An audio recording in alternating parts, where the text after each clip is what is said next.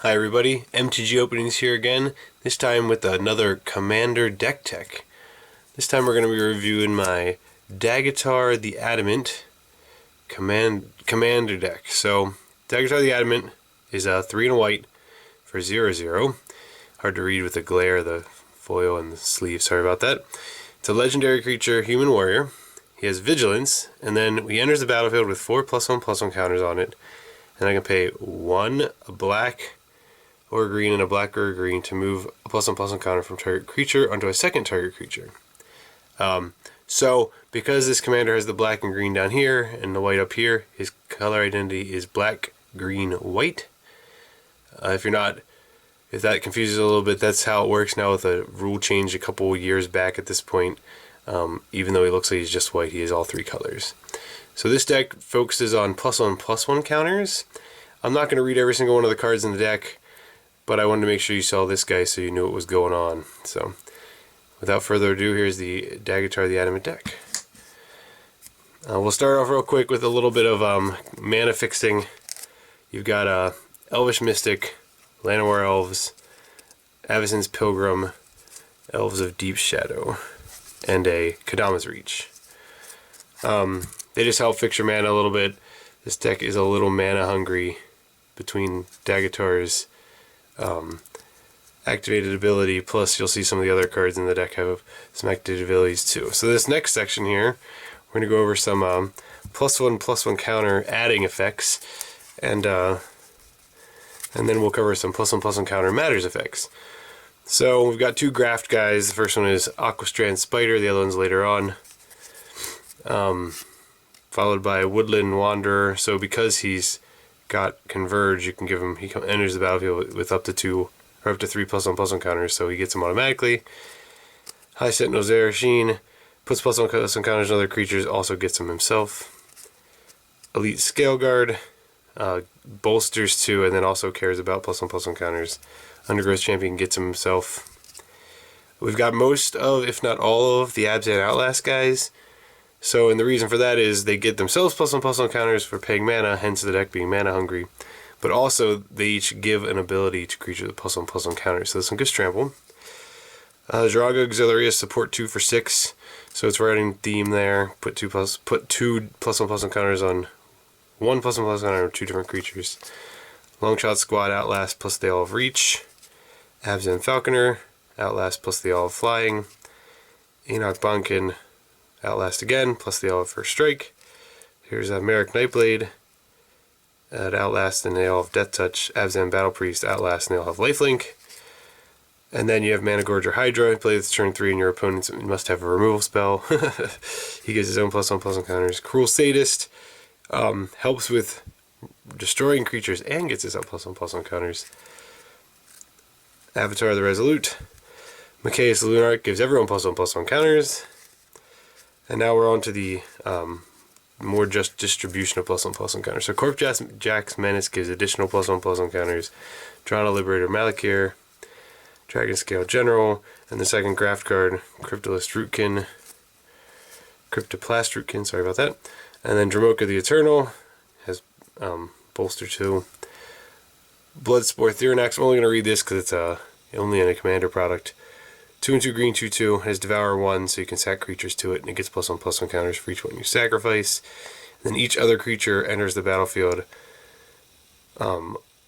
with additional +1/+1 counters on it equal to the number of creatures sacrificed. Or, sorry, equal to the number of +1/+1 counters on it, which it gets when you sacrifice. So, he's good at distributing them. Anafenza also. Renegade Crassus is also really good at that. And then Sen's Tactician only puts +1/+1 counters on soldiers. He's on the chopping block, but he also gives everyone with a +1/+1 counter be able to block an additional creature. Bramblewood Paragon gives trample to each +1/+1 counter and gives warriors to the counters. Then we've got 2 spells that give them, that matter. So Scale Blessing gives +1/+1 counter, and then they each get additional ones. And then Inspiring Call lets you draw some cards, which is rare in this deck. So, this next section here is going to cover more just cares about +1/+1 counters. We got Battlefront Krushak, Ivory Tusk Fortress, Crowned Siratok. So, the The Crush Shock makes creatures have to be blocked by more than one creature. The Fortress untaps everything with +1/+1 counters, and then this one gives trample also. The deck has 2 Planeswalkers in it. It probably could have a little more. I'm thinking of adding a Sorin. I don't know which one. So we've got a Johnny Steadfast, which important ability is the -2 is to put a +1/+1 counter on each creature you control, and a loyalty counter on each Planeswalker. And then we've got Nissa, Voice of Zendikar, who also for a -2 puts +1/+1 counter on creatures. Next we have a few enchantments. First you give more +1/+1 counters, and then we'll get to some other interesting ones. So Citadel Siege, you almost always want to pick cons to put 2 +1/+1 counters on target creature. Hardened Scales gives every time you get a +1/+1 counter, you put another one. Abzan Ascendancy is really good because when it enters the battlefield, everything gets +1/+1 counter. And just bonus when your creatures die, you get tokens. Retribution of the Ancients, you can pay a black and remove +1/+1 counters to give a creature -X/-X. And Ooze Flux removes counters and gives you an XX Ooze. Our last enchantment is Mirror's Wake, which is just a really good card. Makes your mana tap for double. It's a pretty good commander staple, honestly. So next we're going to go through some what I'm going to call utility spells. Some remove, some do other things. So we've got a Quick Collected Company. This is also on the chopping block because it doesn't have a lot of hits in the 100 cards, so it might come out, but in the meantime it's definitely fun. We've got Orzhov, Selesnya, and Golgari Charms. They all just do, different things depending on the situation, so I like those. We've got Valorous Stance, 2 different modes. Dromoka's Command and Abzan Charm, also with several modes.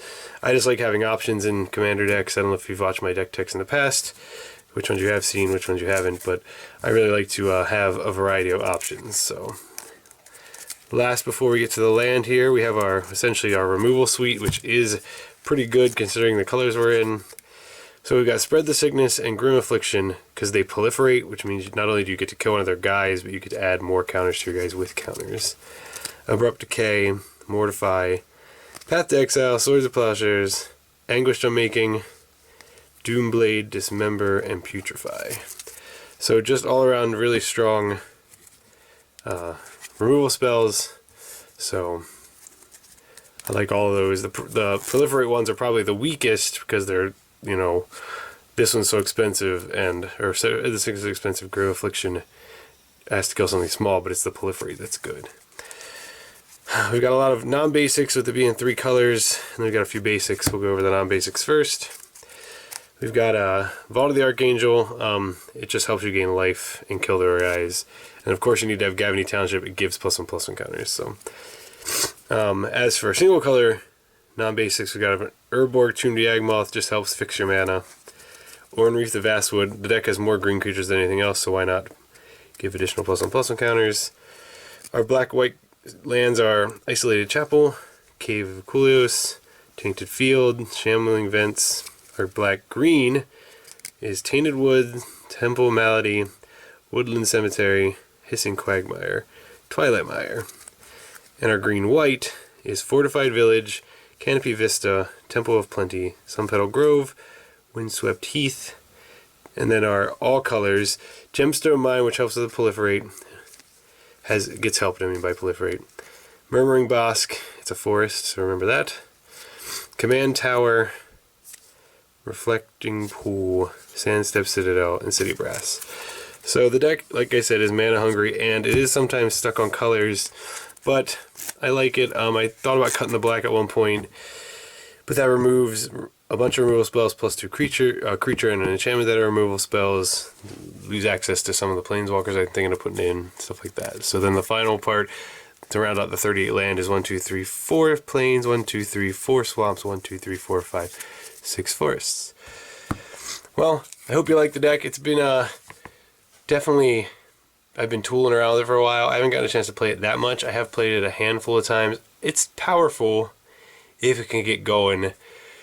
With the lack of some draw spells, it's a little slow sometimes. It can be a little clunky. But sometimes you're the guy at the table not doing anything, and people leave you alone until they realize you have an army of unstoppable creatures with +1/+1 counters. So it has won some games as well. Again, I hope you like the Daghatar, the Adamant Commander deck. If you guys want to see the deck list written out, let me know in the comment section. I'll put it on tappedout.net. It's not there currently.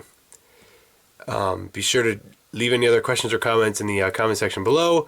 Thumbs up this video if you like it. And check me out on Facebook at MTG Openings and on Twitter at MTG Openings. And I've been trying to keep up to this video a week, and so far I've been doing good since Shadows over Innistrad came out. I'm not quite sure what's on the docket for what weeks, but I have a few things lined up. So if you have any suggestions, let me know in the comment section below. As we get closer to as we get more subscribers, I'm gonna start looking into doing a giveaway as well. So if you're interested in that, be sure to subscribe to my channel. Until next time, guys, thanks a lot. Bye.